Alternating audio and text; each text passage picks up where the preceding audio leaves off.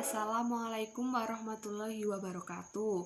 Perkenalkan, nama saya Rizka Arifah Rahmadani dengan NIM 4401419039. Saya berasal dari Pendidikan Biologi A 2019. Pada video kali ini saya akan membahas mengenai praktikum variasi pada tumbuhan dan hewan.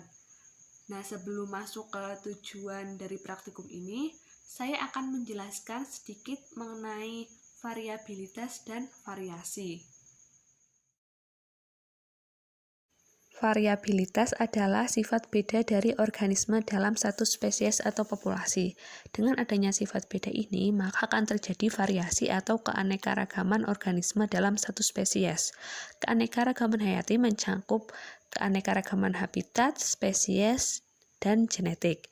Keanekaragaman dipengaruhi baik faktor dari dalam atau gen dan faktor luar atau pengaruh lingkungan. Tujuan praktikum. Pada praktikum kali ini memiliki 4 tujuan. Yang pertama, dapat menjelaskan tipe-tipe keanekaragaman pada tumbuhan dan hewan.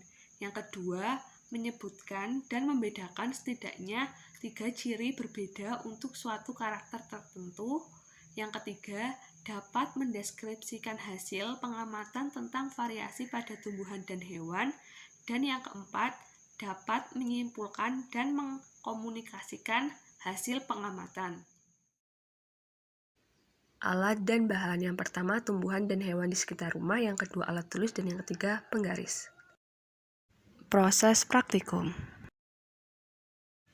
Yang pertama, variasi pada tumbuhan.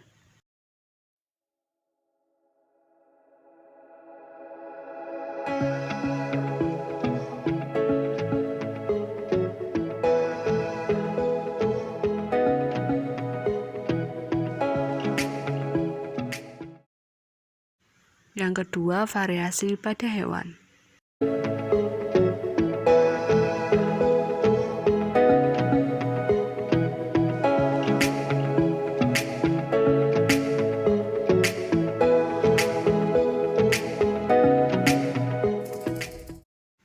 Hasil dan pembahasan.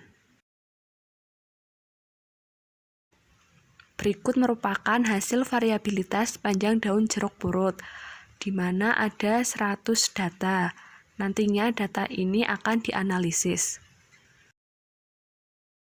Analisis data ini nanti akan membuat histogram. Sebelumnya, untuk cara membuat histogram, kita harus menentukan nilai range, menentukan banyaknya kelas interval, menentukan interval, dan yang terakhir menentukan nilai tengahnya untuk masing-masing kelas.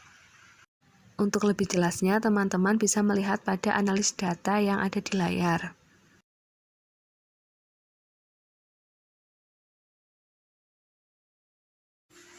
Dari 100 helai daun jeruk purut yang telah diamati, terdapat variasi ukuran bermacam-macam.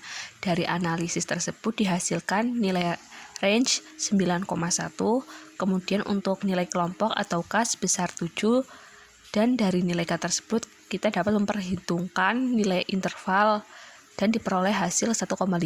Dari analis data tersebut kemudian dapat digunakan untuk mencari distribusi frekuensi. Berdasarkan tabel distribusi frekuensi tadi, diperoleh nilai tertingginya itu pada kelompok 3, 2, 4, sedangkan frekuensi terendahnya pada 5, 1, dan 6. Adanya variasi ukuran pada 100 daun jeruk purut itu dipengaruhi adanya faktor gen dan faktor lingkungan. Pengamatan variasi sifat pada rambut kambing yang diamati ada 10 sampel. Adapun variasi warna rambut pada kambing, ada warna putih sebanyak 2, warna coklat kehitaman berjumlah 3, warna coklat berjumlah 2, dan berwarna coklat muda berjumlah 3. Adanya variasi warna rambut pada kambing sama seperti pada panjang daun jeruk purut karena dipengaruhi oleh faktor gen dan faktor lingkungan. di mana fenotip merupakan hasil interaksi antara genotip dengan lingkungan. Apabila kita mengamati sifat-sifat yang ada pada makhluk hidup, baik itu hewan, tumbuhan, atau manusia, akan terlihat adanya persamaan-persamaan dan perbedaan-perbedaannya. Keanekaragaman sifat ini sangat penting karena tanpa adanya variasi sifat pada makhluk hidup, ilmu genetika tidak mungkin berkembang.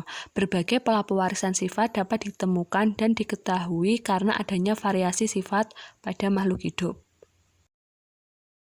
Berikut kesimpulan dari praktikum yang telah dilakukan. Sekian yang dapat saya sampaikan, kurang lebihnya saya mohon maaf dan terima kasih.